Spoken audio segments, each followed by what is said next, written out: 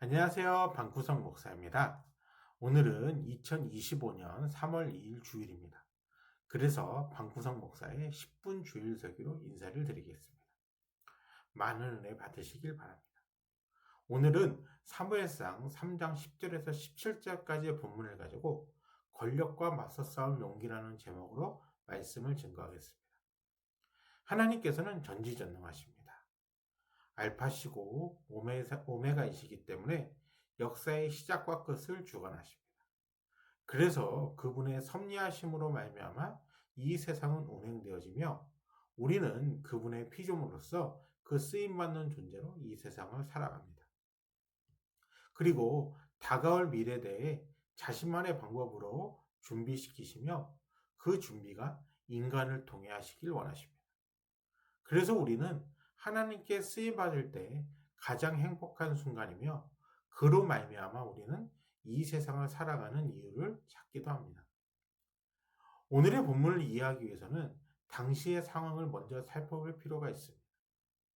우리가 사무엘상 8장을 읽어보게 되면 사무엘이 자신이 너무 늙게 되자 자기 아들들을 사사로 삼게 됩니다.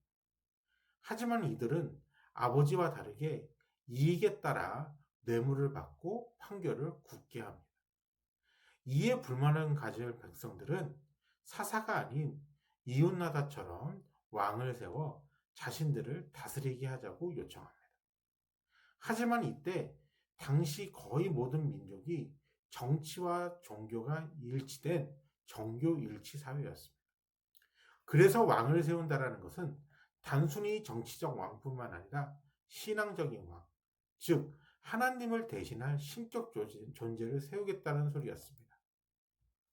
이를 알고 있는 사무엘은 반대하였고 하나님께서도 이는 사무엘을 너를 버린 것이 아닌 나를 버린 것이라고 말씀하십니다.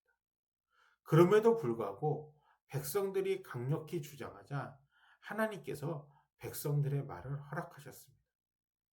하지만 세상과 같은 왕이 이스라엘 안에 존재해서는 안 됩니다. 이는 하나님을 대신 왕을 섬기게 되어 있고 왕 자체가 우상이 되어버리기 때문에 그렇습니다. 그럼 이를 제지하고 견제할 수단이 필요한데 이것이 바로 선지자입니다. 선지자는 물론 아브라함 때도 모세 때도 있었습니다. 하지만 다가올 왕정 시대에는 정치적 선지자가 필요했던 것이었습니다. 왕이 교만하여 하나님의 자리를 넘보고 우상을 섬기며 백성들을 하나님의 말씀대로 다스리지 아니한다면 이를 알려주고 하나님의 책망을 전해줄 하나님의 사자가 필요했던 것이었습니다. 다시 말해 이는 권력에 도전하여 왕에게 목숨을 걸고 하나님이 하신 말씀을 그대로 전할 용기가 필요한 사람이 선지자가 될 수 있는 것입니다.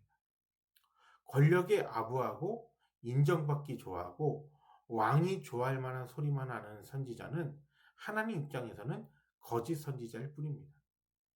그 정치적 첫 선지자가 바로 사무엘인 것입니다. 이러한 배경을 가지고 오늘 본문을 보겠습니다. 10절에 보면 하나님께서 아이였던 사무엘을 부르실 때에 그전에는 하나님께서 부르시는 줄 몰라 엘리 제사장에게 갔었으나 다시 부르실 때에 엘리 제사장이 가르쳐준 대로 주의 종이 듣겠나이다 이렇게 말합니다. 그러면서 11절부터 엘리의 집안에 대한 저주의 말씀이 시작됩니다. 엘리의 집안을 심판하겠고 엘리의 아들들이 저주를 자청하였으며 이를 멈추지 않았다고 말씀하십니다. 또한 이는 제물이나 예물로는 속죄함을 받을 죄가 아니라고 말씀하십니다. 이에 사무엘은 이 소리를 듣고 엘리가 알게 될까 두려웠다고 15절에 말씀합니다.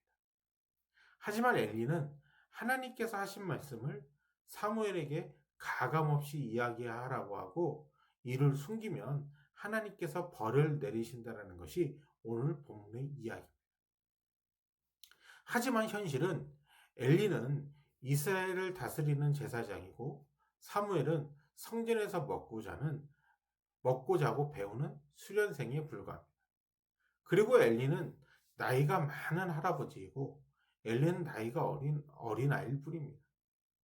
이러한 관계 속에서 하나님께서 사무엘에게 하신 말씀은 자신을 돌봐주고 가르쳐주고 있는 부모 같고 스승이신 엘리의 집안이 멸망한다는 것이었습니다. 과연 우리 같으면 이와 같은 이야기를 당사자에게 가감없이 할 수 있었을까요? 우리는 목숨이 아까워 하지 못했을 것입니다. 사무엘도 마찬가지였습니다. 이를 쉽게 엘리 제사장에게 알리지 못했고 알게 하기를 두려워했습니다. 하지만 엘리는 사무엘에게 말할 것을 종용하였고 그 이야기를 겸허히 받아들입니다. 이것이 바로 선지자의 사명입니다. 어느 정치 권력 앞에서도 스승일지라도 부모와 같은 사람일지라도 하나님께서 하신 말씀이면 목숨을 걸고 말해야 하는 숙명과 같은 직분입니다.